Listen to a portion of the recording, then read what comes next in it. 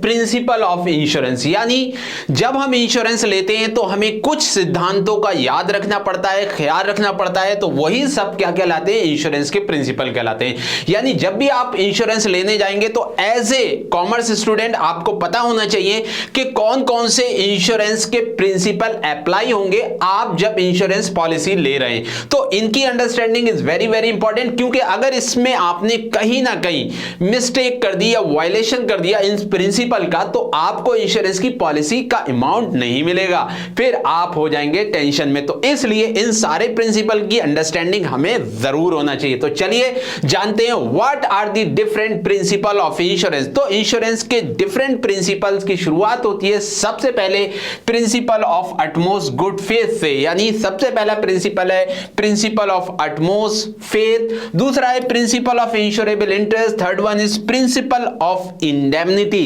Next one is principle of meditation of loss, इसके बाद है principle of causa proxima, and next one है principle of subrogation, and lastly principle of contribution. तो these are the सिर्फ 7 principles of insurance जो आपके insurance पे apply होंगे, weather it is life insurance और दी जनरल इंश्योरेंस। प्रॉपर्टी का करा रखा है, ऑर्गेनाइजेशन का करा रखा है, गुड्स का करा रखा है, या अपनी किसी भी रिलेशन में किसी का भी इंश्योरेंस करा रखा है, तो ये सारे प्रिंसिपल को फॉलो करना बहुत ही इंपॉर्टेंट है एक पॉलिसी होल्डर के लिए। तो चलिए जानते हैं व्हाट आर दीज प्रिंसिपल और ये क्या कहते हैं।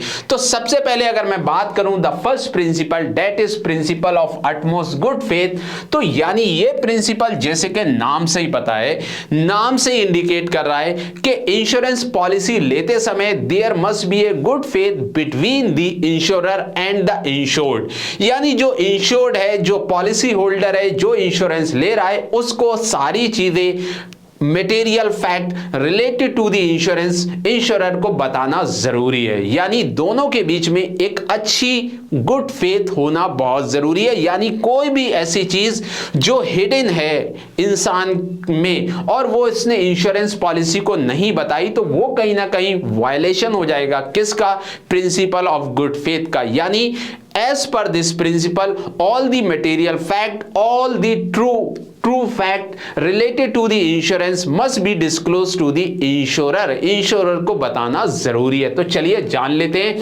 most good faith an insurer contract is a Ubrimi Fidi contract meaning was based on utmost good faith, यानी एक टर्म है जिसपे ये इसका मतलब होता है utmost good faith। अब यहां पे ये क्या कहता है, यानी एक पर्सन को कॉन्सील करना है फैक्ट, हर फैक्ट बताना है रिलेटेड टू दी इंश्योरेंस। यानी अगर मैं बात करूं, मैंने अगर कोई इंश्योरेंस ले रखा है लाइफ का इंश्योरेंस, और मैंने लाइफ के इंश्योरेंस लेते समय मेरे को थी हार्ट प्रॉब्लम, और ये मैंने एक इंश्योरेंस कंपनी को नहीं बताई, यानी इंश्योरेंस को नहीं बताई, तो इस केस में it is the violation of principle of utmost good faith. यानी principle of utmost good faith simple कहता है कि भैया जो भी चीजें हैं आपसे रिलेटेड, आपकी लाइफ से रिलेटेड या आपकी प्रॉपर्टी से रिलेटेड, वो सब कुछ डिस्क्लोज कर दीजिए। किसको डिस्क्लोज कर दीजिए, अपनी इंश्योरेंस कंपनी को, क्योंकि अगर ऐसा नहीं करते हैं तो आपको बाद में इंश्योरेंस का अमाउंट नहीं मिलेगा। क्योंकि मान लीजिए मैंने हेल्थ का इंश्योरेंस ले रखा है और मेरे को थी हार्ट प्रॉब्लम, अब मेरी हो जाती है सडन हार्ट की वजह से डेथ, तो उस केस में इंश्योरेंस कंपनी आपको अमाउंट देने से मना कर देगी। वो कहेगी भैया जब आपने इंश्योरेंस पॉलिसी ली थी, जब कॉन्ट्रैक्ट साइन किया था, जब इंश्योरेंस पॉलिसी परचेज करी थी, तो उस टाइम आपने अपनी हार्ट प्रॉब्लम के बारे में हमें नहीं बताया। तो इसलिए when you are going to take any insurance policy, आपको हर फैक्ट इस इंश्योरेंस पॉलिसी को इस इंश्योरर या इंश्योरेंस कंपनी को बताना जरूरी है। या फिर दूसरी एग्जांपल ले लेते हैं, मान लीजिए आपकी फैक्ट्री का आपने इंश्योरेंस ले रखा है और आपकी फैक्ट्री को इलेक्ट्रिसिटी डिपार्टमेंट से एक स्टैट्यूटरी वार्निंग मिल चुकी है related to the electric shock. कभी भी हो सकता है आपकी फैक्ट्री में, क्योंकि भैया जो मीटर होते हैं, जो तार वगैरह होते हैं, वो कुछ उनके इस तरीके से अरेंज है कि वहां पे इलेक्ट्रिक शॉक होने का कोई ना कोई खतरा होगा। इस वजह से इलेक्ट्रिसिटी डिपार्टमेंट ने उनको पहले से ही वार्निंग दे रखी थी। लेकिन जब हमने पूरी फैक्ट्री का इंश्योरेंस लिया तो ये फैक्ट हमने इंश्योरेंस कंपनी को नहीं बताया या इंश्योरर को नहीं बताया। तो उस केस में अगर आग लग जाती है फैक्ट्री में और इंश्योरेंस कंपनी को ये स्टैट्यूटरी वार्निंग वाली बात भी पता चल जाती है, तो फिर भैया इंश्योरेंस कंपनी वहां पे आपको कंपनसेशन देने से मना कर सकती है और वो कहेगी कि भैया ये एक हिडन फैक्ट था, जो material factor related to the insurance, ये पहले आपने क्यों नहीं बताया। तो these are the things which need to be taken care when you are going to take any kind of insurance, whether it is life insurance, general insurance. तो principle of utmost good faith का आप हमेशा ध्यान रखिए, यानी जो भी fact है रिलेटेड टू द फैक्ट वो आपको बताना है, जैसे कि वही एग्जांपल यहां पे बताई गई है जो मैंने अभी आपको बताई है। तो there is no need to understand here, ठीक है। इसके बाद नेक्स्ट प्रिंसिपल की बात करते हैं। तो नेक्स्ट प्रिंसिपल है बच्चों प्रिंसिपल ऑफ इंश्योरेबल इंटरेस्ट। क्या कहता है principle of insurable interest? As per this principle जो इंश्योर्ड है और जो वो इंश्योरेंस करा रहा है, तो उस इंश्योरेंस कराने में उसका एक इंटरेस्ट होना चाहिए। यानी जिसका भी वो इंश्योरेंस करा रहा है तो वो पार्टी उसकी अपनी ब्लड रिलेशन में होना चाहिए या फिर कोई भी उससे इंटरेस्ट होना चाहिए। ऐसा नहीं कर सकते हम कि भैया मैंने इंश्योरेंस किसी स्ट्रेंजर का करा दिया। यानी इंश्योरेबल इंटरेस्ट का मतलब है कि मेरा एक पर्सनल इंटरेस्ट होना चाहिए उस इंश्योरेंस की पॉलिसी में। यानी क्या कहता है? The insured must have insurable interest in the insurance coverage area. यानी इंश्योरेंस कवरेज एरिया में उसका एक पर्टिकुलर इंटरेस्ट होना चाहिए। ए पिक्यूनियरी और economic interest in the subject matter of the insurance contract is referred to an insurable interest. और यही आपका क्या कहलाता है? इंश्योरेबल इंटरेस्ट कहलाता है। सपोज एज ए फादर अगर आप कोई इंश्योरेंस ले रहे हैं अपनी फैमिली का लिए, तो बच्चों वो इंश्योरेंस आप अपने बेटे का ले सकते हैं, अपनी बेटी का ले सकते हैं। यानी उसमें आपका एक इंश्योरेबल इंटरेस्ट जुड़ा हुआ है, यानी आपके, क्योंकि वो ब्लड रिलेशन में आता है। लेकिन वही इंश्योरेंस आपने किसी स्ट्रेंजर का ले लिया जिससे दूर दूर तक कोई भी रिलेशन नहीं है, तो वो इंश्योरेंस नहीं माना जाएगा। उस केस में आपका कोई भी इंश्योरेबल इंटरेस्ट नहीं है, बस आपने सिर्फ प्रॉफिट कमाने के लिए हो सकता है वो इंश्योरेंस ले रखा हो, तो ऐसा माना जाएगा। तो इसलिए जो भी इंश्योरेंस ले रहा है, यानी जो इंश्योर्ड इंश्योरेंस करा रहा है, तो उसमें उसका एक इंश्योरेबल इंटरेस्ट होना चाहिए, इकोनॉमिक इंटरेस्ट होना चाहिए, तभी आपको वो इंश्योरेंस मिलेगा या इंश्योरेंस पॉलिसी में आप जुड़ सकते हैं। दो प्रिंसिपल हो गए यहां पे clear, that is principle of utmost good faith, दूसरा है principle of insurable interest. I am sure कि ये दोनों आपको अच्छे से क्लियर हो गए होंगे। इसके बाद हम बात करते हैं नेक्स्ट प्रिंसिपल ऑफ इंश्योरेंस की। तो नेक्स्ट प्रिंसिपल है बच्चों प्रिंसिपल ऑफ इंडेमनिटी। यानी इंडेमनिटी क्या कहता है? This idea state that the insurance policy is not contract और फाइनेंशियल गेन। यानी एज पर दिस प्रिंसिपल जो इंश्योरेंस है वो एक प्रॉफिट मेकिंग का कॉन्ट्रैक्ट नहीं है। Profit making in the sense कि जो इंश्योरेंस में आपका लॉस होगा उस लॉस को ही कवर किया जाएगा। सपोज अगर आपने 2 लाख रुपए की इंश्योरेंस पॉलिसी ले रखी है, 2 लाख रुपीस की इंश्योरेंस पॉलिसी ले रखी है अगेंस्ट फायर इंश्योरेंस के अगेंस्ट में, और आपकी फैक्ट्री में आग भी लग जाती है, सारी चीजें सही चल रही हैं, ठीक है, बट जो लॉस हो रहा है, जो लॉस हुआ फायर से, वो सिर्फ होता है सिर्फ 1 लाख रुपीस का। कितने का? 1 लाख रुपीस का। तो उस केस में कंपनी आपको, जो इंश्योरेंस कंपनी है, सिर्फ आपको 1 लाख रुपीस का ही कंपनसेशन देने के लिए लायबिल होगी, क्योंकि प्रिंसिपल ऑफ इंडेमनिटी यही कहता है कि जो इंश्योरेंस पॉलिसी है या जो इंश्योरेंस है वो एक कॉन्ट्रैक्ट नहीं है प्रॉफिट मेकिंग का, बल्कि ये एक ऐसा कॉन्ट्रैक्ट है जिसके अंदर आपके एक्चुअल लॉस को कवर किया जाएगा। तो यहां पे ऑल्दो आपने पॉलिसी 2 लाख रुपए की ले रखी है, तो आप सोचेंगे कि भैया मेरे को अब 2 लाख रुपए मिल जाएगा, 1 लाख का लॉस हुआ है और 1 लाख का मेरे को बेनिफिट हो जाएगा, बट ऐसा नहीं होने वाला है। तो इसलिए आपको ये प्रिंसिपल पता होना चाहिए। ये प्रिंसिपल ये कहता है कि भैया आपका जितना एक्चुअल लॉस हुआ है दैट इज 1 लाख रुपीस, वही आपको सिर्फ कंपनसेशन के तौर पे इंश्योरेंस कंपनी या इंश्योरर पे करेगा, यानी आपको कोई प्रॉफिट नहीं होने देगा, मींस 2 लाख रुपए की इंश्योरेंस पॉलिसी का क्लेम नहीं देगा। तो this is the principle of indemnity. एक बार इसको रीड कर लेते हैं और मैं यहां से इसको क्लियर भी कर देता हूं। I am sure from this example it is clear.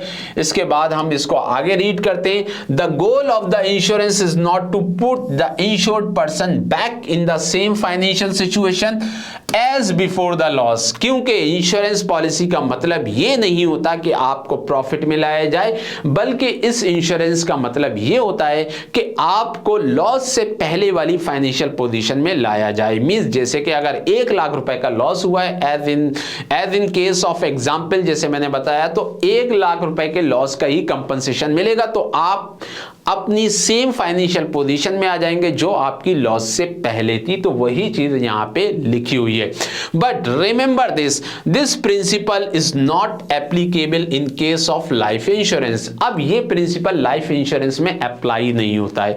Why it is not apply in the life insurance? Because life can not be estimated in terms of money, क्योंकि जो लॉस हुआ है उसको कैसे आप पैसे में कन्वर्ट करेंगे। मान लिए अगर किसी की डेथ हो गई है तो वो फैमिली के लिए कितना इंपॉर्टेंट, कितना की मेंबर था, वो उसको हम फाइनेंशियली कन्वर्ट नहीं कर सकते। इसलिए this principle that is principle of indemnity is not apply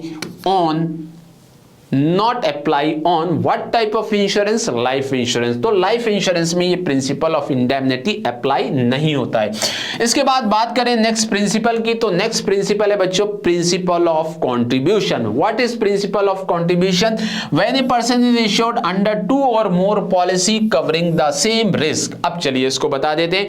यानी अगर किसी बंदे ने अपनी एक ही चीज के लिए 2-3 कंपनी से इंश्योरेंस ले रखा है, 2-3 कंपनी से, सपोज चलिए एक एग्जांपल से समझ लेते हैं। मान लिए एक बिजनेसमैन है और इसकी एक फैक्ट्री है।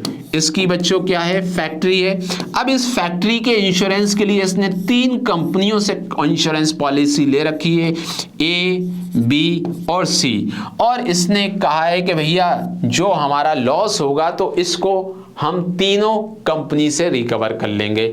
यानी तीनों कंपनी के लिए इसने 2-2 लाख रुपए की इंश्योरेंस पॉलिसी ले रखी है। 2 लाख रुपीस की यहां पे ले रखी है, 2 लाख रुपए की बी कंपनी से ले रखी है और 2 लाख रुपए की ही इसने सी कंपनी से ले रखी है।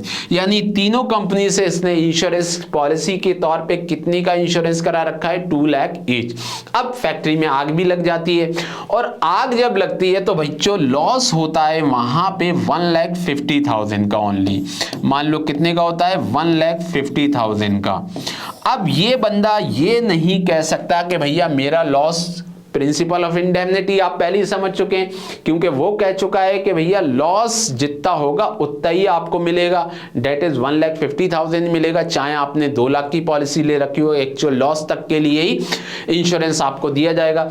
प्रिंसिपल ऑफ कंट्रीब्यूशन ये कहता है कि अगर आपने कितनी ही कंपनियों से इंश्योरेंस करा रखा है, बट आपको जो वो इंश्योरेंस का अमाउंट मिलेगा वो तीनों कंपनी से आपके एक्चुअल लॉस के बराबर ही मिलेगा।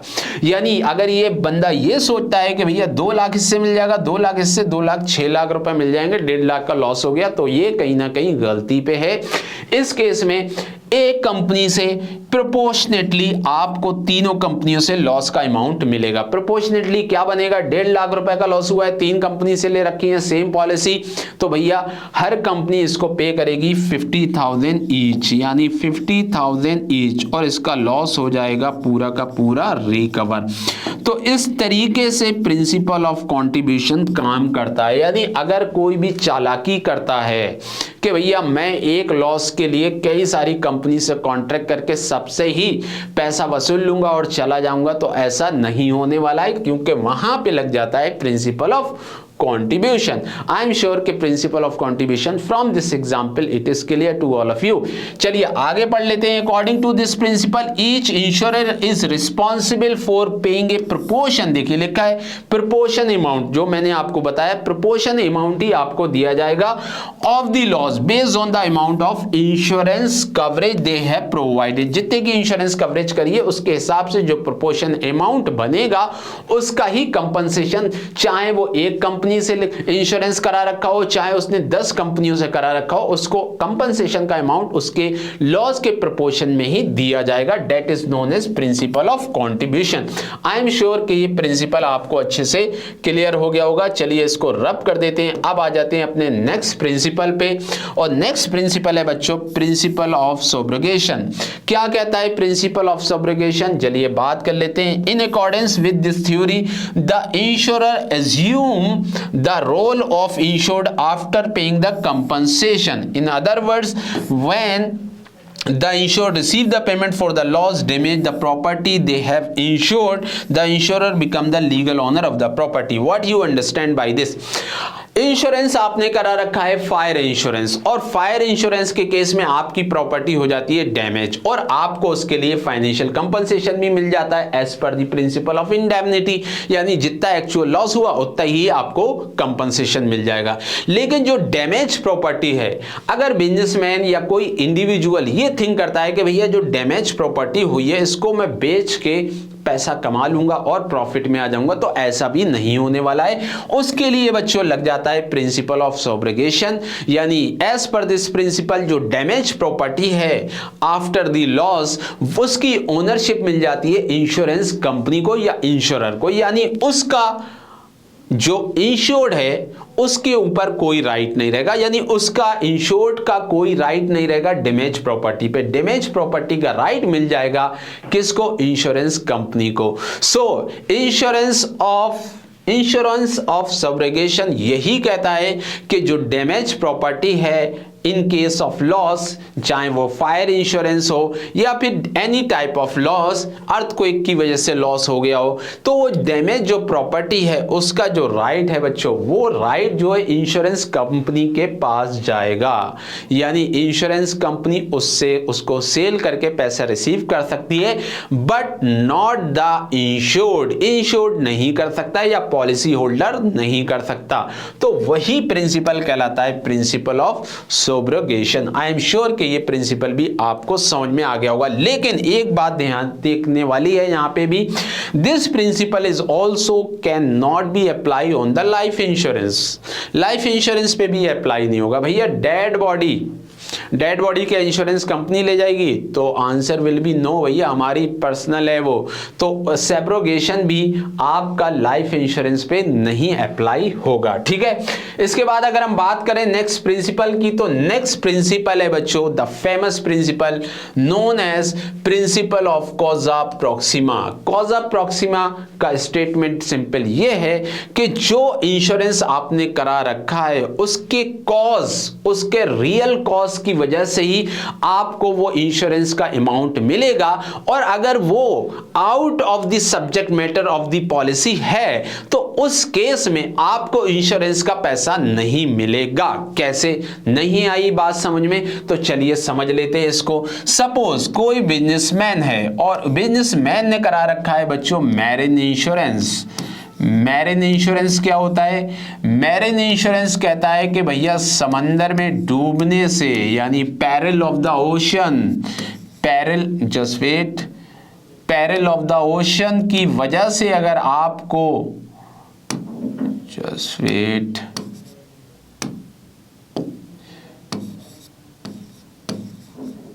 पैरल ऑफ ओशन, यानी आपका जो सामान है वो समंदर के पानी में गिर के अगर लॉस होता है तभी आपको इंश्योरेंस दिया जाएगा. बट अगर आपका सामान उसी जहाज में रेट मींस चूहों के काटने की वजह से लॉस हो जाता है तो it is not related to the subject matter of the insurance policy, तो उस केस में आपको इंश्योरेंस नहीं दिया जाएगा। तो कॉजा प्रेक्सिमा सिर्फ ये कहता है जो ओरिजिनल कॉज है subject matter of the policy का, उसी के अगेंस्ट में आपको इंश्योरेंस का अमाउंट या कंपनसेशन दिया जाएगा।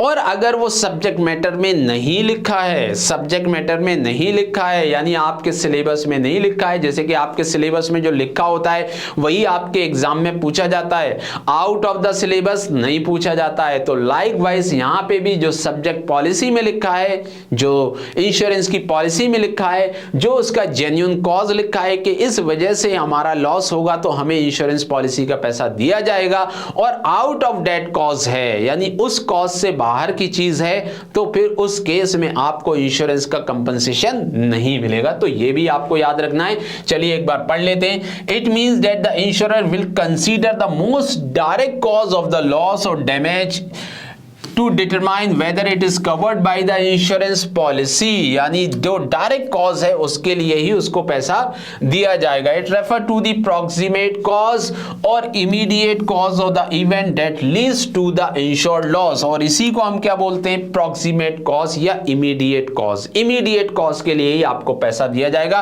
The principle of causa proxima is also known as proximate cause, इसको हम प्रॉक्सिमेट कॉज के नाम से भी जानते हैं। Very important, very important principle when you are going to take any kind of insurance। जब भी आप इंश्योरेंस लेने जाएंगे तो इसका भी आपको ध्यान रखना है।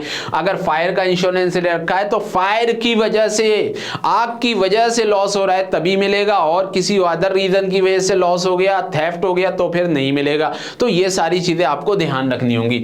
इसके बाद है next principle of meditation of loss. Meditation of loss क्या कहता है, ये दो बार लिखा है, इसको काट देते हैं। The principle of mitigation of loss required the insurer to take reasonable step, or last but not the least। जब आप कोई इंश्योरेंस लेते हैं तो आपको यह भी ध्यान रखना है कि अगर आपका लॉस हो रहा है ड्यू टू द रीजन, तो आपको अपने मैक्सिमम एफर्ट्स लगाने टू मिनिमाइज द लॉस। जैसे कि अगर आग लग गई और आपने फायर इंश्योरेंस ले रखा था, वेल एंड गुड, आपने सोचा कि भैया इस आग से मुझे क्या है, आप वहां पे खड़े होके हंस रहे हैं, अपनी बर्बादी को देख के हंस रहे, और आप सोच रहे हैं दिमाग में कि भैया मेरे को तो इंश्योरेंस मिल ही जाएगा, मुझे किस बात की टेंशन है। तो उस केस में principal of meditation of loss apply हो जाता है। वो ये कहता है कि भैया जो इंश्योर्ड है, जिसका इंश्योरेंस था, उसने अपने क्या एफर्ट किए टू मिनिमाइज द लॉस, यानी वो भी कंपनी जानना चाहती है, कंपनी ये भी पता लगा लेती है इंश्योरेंस कंपनी कि आपके अपने एफर्ट क्या थे उस लॉस को बचाने के लिए। तो और ये इंसिस्ट भी करती है कि जो भी इंश्योर्ड है उसको अपने मैक्सिमम एफर्ट देने पड़ेंगे। अगर वो लॉस हो रहा है उस रीजन की वजह से, तो उसको मिनिमाइज करने के लिए जितने भी आप कोशिश कर सकते हैं तो आप करिए, ठीक है। The loss in the event of insured event, insured event के बदले में जो भी है उसके लिए आप मिनिमाइज करने के लिए रीजनेबल स्टेप उठाइए। This mean that the insured must act as responsible and take reasonable step to prevent the further damage, यानी जो इंश्योर्ड है उसको रिस्पॉन्सिबिलिटी होनी चाहिए, उसके पास सिंसियर स्टेप ले ताकि उस लॉस को वो क्या कर सके, कम कर सके। यानी अगर आपने देख ली कि आपकी फैक्ट्री में आग लग रही है तो it is the responsibility to call the fire police, fire जो मींस फायर एक्सटिंग्विशर के कॉल करे कि भैया हमारी आग लग गई है, इसको आके बुझाइए, अपनी तरफ से एफर्ट लगाए, वो सारे एफर्ट उसको करना पड़ेंगे, ठीक है। तो this principle is known as principle of meditation of loss. I am sure कि आज की क्लास में आपको बहुत ही अच्छे से सारे प्रिंसिपल ऑफ इंश्योरेंस समझ में आ गए होंगे। इसके अलावा what are the various important terms in insurance और meaning of insurance as well as life insurance सब कुछ क्लियर हो गया होगा। सो अगली क्लास में एक नए टॉपिक के साथ फिर से मिलेंगे। Till then take care, bye.